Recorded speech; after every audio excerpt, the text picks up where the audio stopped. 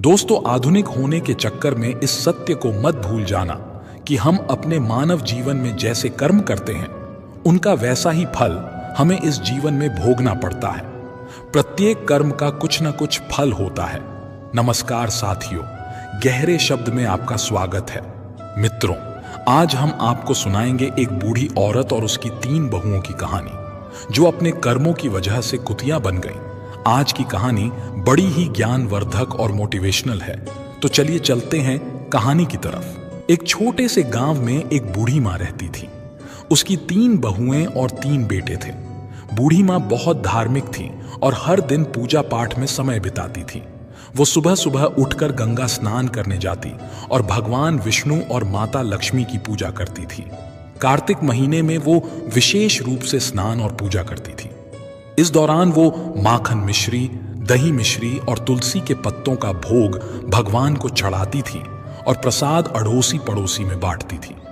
गांव के लोग उसकी पूजा पाठ की बहुत इज्जत करते थे। बूढ़ी माँ का ये नियम था कि वो कार्तिक महीने के हर दिन गंगा स्नान करती और पूजा करती। कार्तिक पूर्णिमा के दिन वो विशेष रूप से गंगा स्नान के लिए जाती और भोग बनाकर भगवान को चढ़ाती। लेकिन उसकी 3 बहुओं को ये सब बिल्कुल पसंद नहीं था। वे अक्सर उसकी आस्था का मजाक उड़ाती और प्रसाद खाने से मना कर देती। वो कहती, इसमें तुलसी के पत्ते हैं, हम ये नहीं खा सकते, ये सब दिखावा है। ये सुनकर बूढ़ी माँ बहुत दुखी होती, लेकिन वो चुपचाप अपनी पूजा करती रहती। बूढ़ी माँ का पति कुछ समय पहले ही गुजर चुका था, इसलिए वो अब अकेली थी। उसके बेटे भी अपनी पत्नियों के कहने में आकर उससे दूर हो गए थे।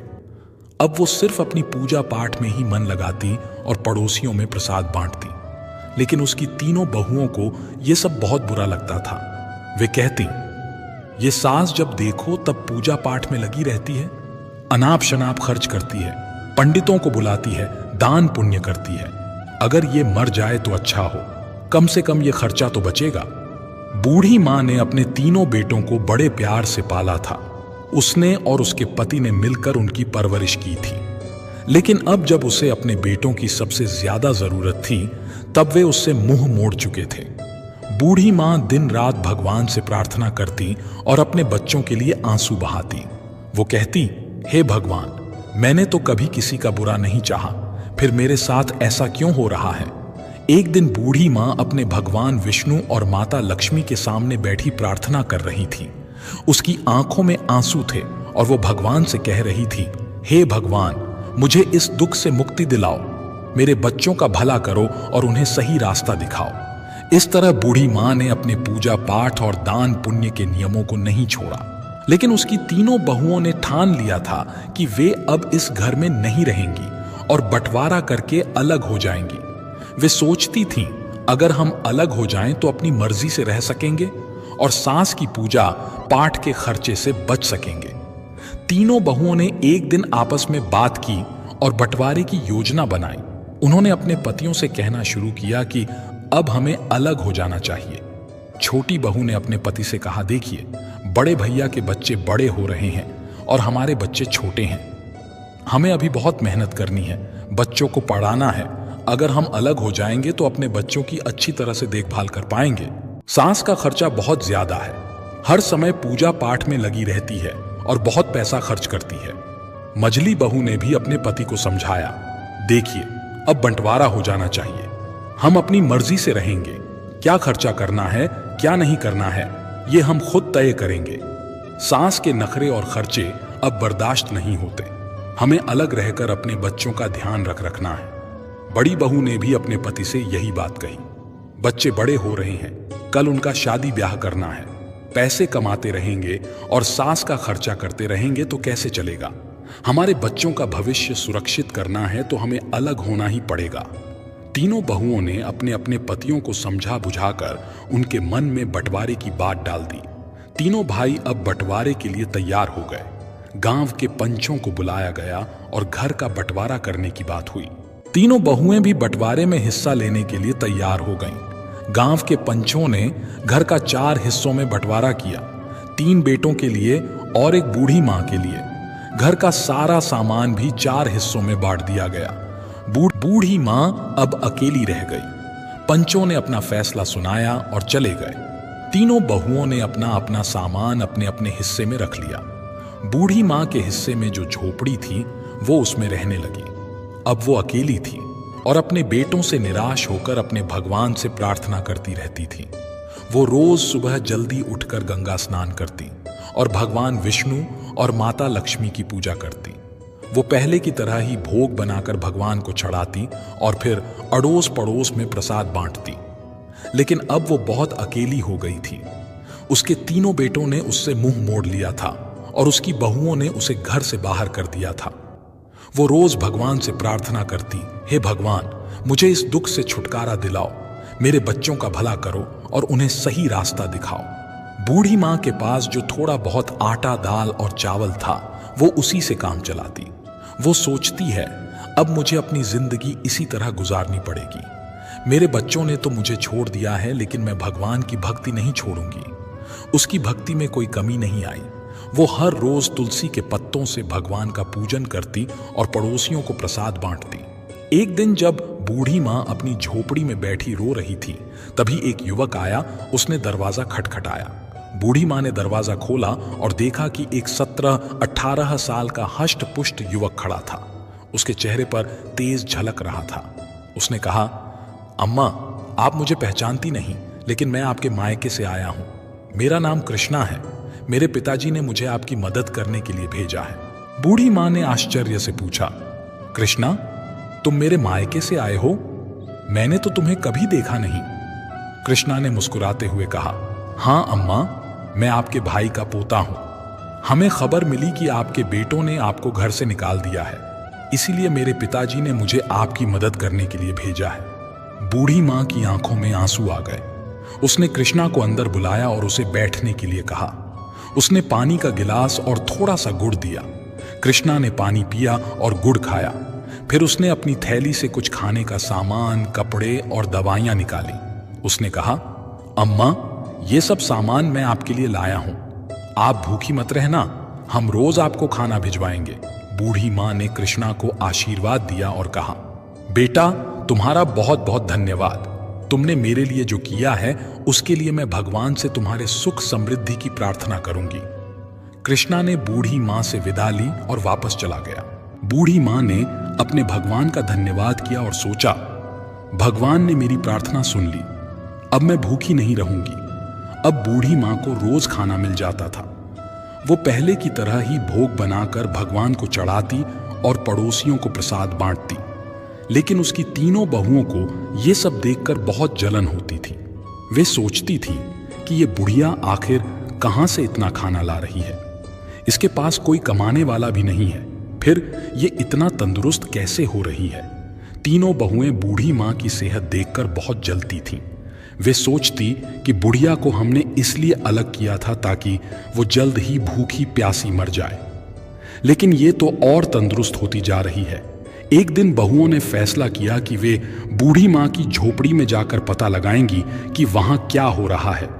अगले दिन जब बूढ़ी माँ गंगा स्नान के लिए गई हुई थी, तभी तीनों बहुएं उसकी झोपड़ी में घुस गईं। वहां उन्होंने देखा कि झोपड़ी में दाल, चावल, आटा, मसाले, सूखे मेवे और कई तरह का अच्छा खाना रखा हुआ है। बहुएं हैरान रह गईं। वे आपस में बातें करने लगी कि ये बुढ़िया इतनी चालाक निकली। हमें लगता था कि ये भूखी प्यासी मर रही है, लेकिन यहां तो हर चीज का भंडार है। बड़ी बहू ने कहा, इसने जरूर हमारे घर से चोरी करके ये सब जमा किया है। हम काम में लगी रहती थी और ये चोरी चोरी अपना घर भरती रही। अब इसे सबक सिखाना होगा। मझली बहू ने कहा, हाँ, हमें इसे मजा चखाना चाहिए। देखते हैं कि इसने यहां क्या क्या जमा किया है। छोटी बहू ने भी सहमति जताई। सही कहा, हमें इसके खिलाफ कुछ करना होगा। तीनों बहुएं झोली भर भर कर सामान अपने घर ले जाने लगी। जैसे ही उन्होंने खाने का सामान उठाया, उन्होंने देखा कि उसमें तुलसी के पत्ते हैं। गुस्से में आकर उन्होंने तुलसी के पत्ते नाली में फेंक दिए। ये देखकर वे और भी क्रोधित हो गईं और सामान उठाकर बाहर जाने लगी। तभी एक अजीब घटना घटी। तीनों बहुओं ने देखा कि उनके हाथ पैर धीरे धीरे कुत्ते के पंजों में बदलने लगे। वे डर गईं और चिल्लाने लगी, लेकिन कोई उनकी मदद नहीं कर पाया। कुछ ही पलों में तीनों बहुएं कुतिया बन गई। गांव में हड़कंप मच गया। बच्चों और पतियों ने जब ये देखा तो वे हैरान रह गए। उन तीनों के बच्चे चिल्लाने लगे, मम्मी कुतिया बन गई हैं, पापा देखो मम्मी को क्या हो गया। तीनों बहुओं के पति समझ नहीं पा रहे थे कि ये कैसे हुआ। उन्होंने कोशिश की कि कुतिया को घर से बाहर भगाएं, लेकिन वे घर छोड़ने को तैयार नहीं थीं। वे अपनी भाषा में कुछ समझाने की कोशिश कर रही थीं, लेकिन कोई उनकी बात नहीं समझ पा रहा था। बच्चे रो रहे थे और पतियों को भी रोना आ रहा था। उन्होंने अपने बच्चों को संभालते हुए कहा, चलो अब कुछ नहीं किया जा सकता, हमें मां का इंतजार करना होगा, शायद वही कुछ हल बता सकें। गांव के लोग भी इकट्ठा हो गए और सोचने लगे कि ये अनहोनी कैसे हुई। सबने बूढ़ी मां की वापसी का इंतजार करने का फैसला किया। बूढ़ी मां को अब अपने रोज के जीवन में थोड़ी राहत मिल रही थी। कृष्णा रोज खाना लाकर रख जाता था और बूढ़ी मां भगवान का भोग लगाकर पहले की तरह प्रसाद बांटती थी, लेकिन उसे इस बात का कोई अंदाजा नहीं था कि उसके घर में क्या हो रहा है। उसे यही लगता था कि सब कुछ पहले जैसा ही चल रहा है। इधर तीनों बहुएं कुतिया बनकर घर के आंगन में बैठी थीं। उनके पतियों को घर का सारा काम करना पड़ रहा था। वे बहुत परेशान थे और अपनी पत्नियों की वापसी का इंतजार कर रहे थे। गांव के लोग भी इस अजीब घटना से हैरान थे। हर कोई यही कहता था कि ये सब बूढ़ी मां की भक्ति और उसकी तपस्या का फल है। गांव के कुछ लोगों ने बूढ़ी मां को गंगा स्नान के लिए जाते देखा। उन्होंने सोचा कि अब उसे सारी बात बतानी चाहिए। वे उसके पास गए और बोले, माई, तुम्हारे घर में कुछ अजीब हो रहा है, तुम्हारी तीनों बहुएं कुतिया बन गई हैं। बूढ़ी मां को यह सुनकर बहुत आश्चर्य हुआ। उसने सोचा कि यह कैसे संभव हो सकता है। उसने तुरंत गंगा स्नान किया और घर की ओर लौट पड़ी। उसके दिल में बहुत सारी आशंकाएं थीं। उसने भगवान से प्रार्थना की, हे भगवान, मेरे घर की रक्षा करना और मेरे बच्चों को सही रास्ता दिखाना। जब बूढ़ी मां घर पहुंची तो उसने देखा कि गांव के लोग उसके घर के सामने इकट्ठा थे। उसने पूछा, क्या हुआ, यहां इतनी भीड़ क्यों लगी है? गांव वालों ने उसे सारी घटना बताई। बूढ़ी मां ने अपने बेटों को बुलाया और पूछा, ये सब कैसे हुआ? तुम लोगों ने क्या किया? बेटों ने रोते हुए अपनी मां को सारी कहानी सुनाई। उन्होंने कहा, मां, हमसे बहुत बड़ी गलती हो गई। हमारी पत्नियों ने तुम्हारे सामान को नाली में फेंक दिया था और उसी समय वे कुतिया बन गई। अब हमें नहीं पता कि उन्हें कैसे ठीक करें। बूढ़ी मां ने अपने बेटों को दिलासा दिया और कहा, भगवान सब ठीक करेंगे, तुम लोग घबराओ मत। बूढ़ी मां ने अपने भगवान से प्रार्थना की और उनसे समाधान मांगा। उसने सोचा कि शायद किसी साधु बाबा के पास इसका समाधान हो सकता है। उसी समय एक साधु बाबा गांव में आए। बूढ़ी मां ने उन्हें अपने घर बुलाया और सारा हाल बताया। साधु बाबा ने ध्यान से सारी बातें सुनी और कहा, ये सब तुम्हारी भक्ति और तपस्या का फल है, लेकिन चिंता मत करो, इसका उपाय भी है। बूढ़ी मां ने पूछा, बाबा कृपया मुझे उपाय बताएं, मैं अपने बच्चों को इस हालत में नहीं देख सकती। साधु बाबा ने कहा, तुम्हें कार्तिक महीने में विशेष पूजा करनी होगी। तुम्हारे स्नान के पानी से तुम्हारी बहुओं को नहलाना होगा और ब्राह्मणों को भोजन कराकर उनके झूठे भोजन को बहुओं को खिलाना होगा। इससे वे अपने असली रूप में वापस आ जाएंगी। बूढ़ी मां ने साधु बाबा को धन्यवाद दिया और अपने बेटों को यह उपाय बताया। बेटों ने कहा, मां, हम तुम्हारी हर बात मानेंगे, हम इस उपाय को जरूर पूरा करेंगे। बूढ़ी मां ने कार्तिक महीने की विशेष पूजा की तैयारी शुरू कर दी। उसके तीनों बेटे और गांव के लोग भी इस पूजा में मदद करने लगे।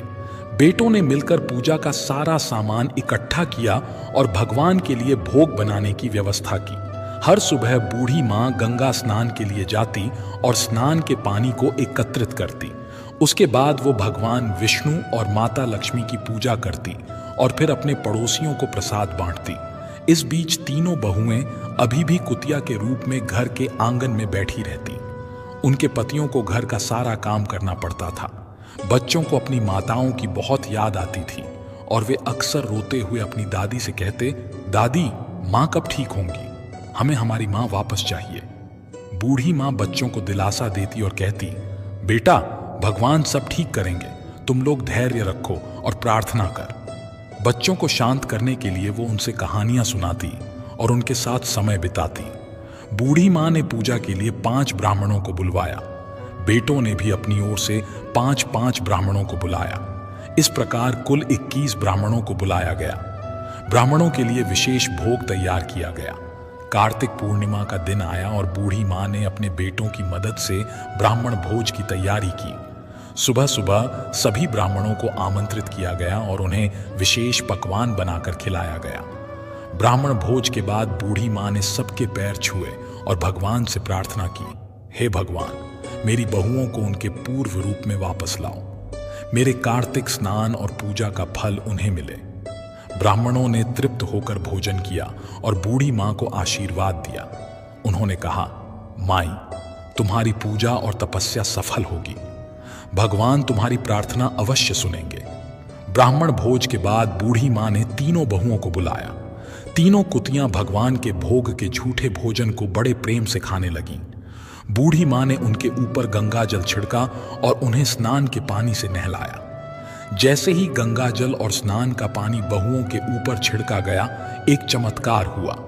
धीरे धीरे तीनों बहुएं अपने असली रूप में वापस आने लगी। उनके चेहरे पर पश्चाताप के आंसू थे और वे अपनी सास के पैरों में गिरकर रोने लगी।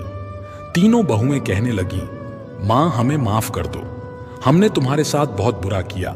हमें हमारे कर्मों की सजा मिल गई।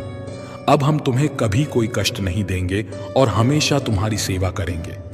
बूढ़ी मां ने उन्हें गले लगाया और कहा, बेटा, भगवान ने तुम्हें माफ कर दिया है।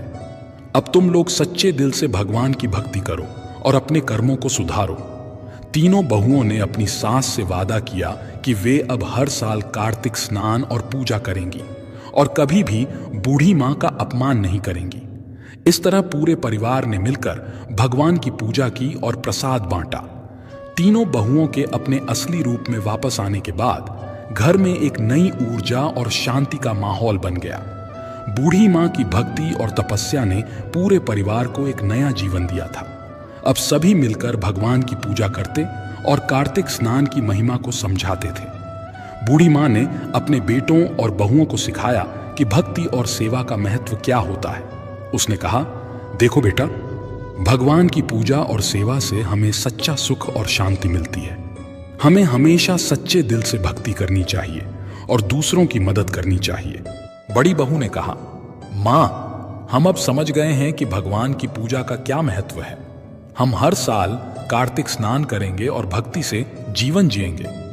मझली बहू ने भी अपनी मां से कहा, मां, हमें माफ कर दो।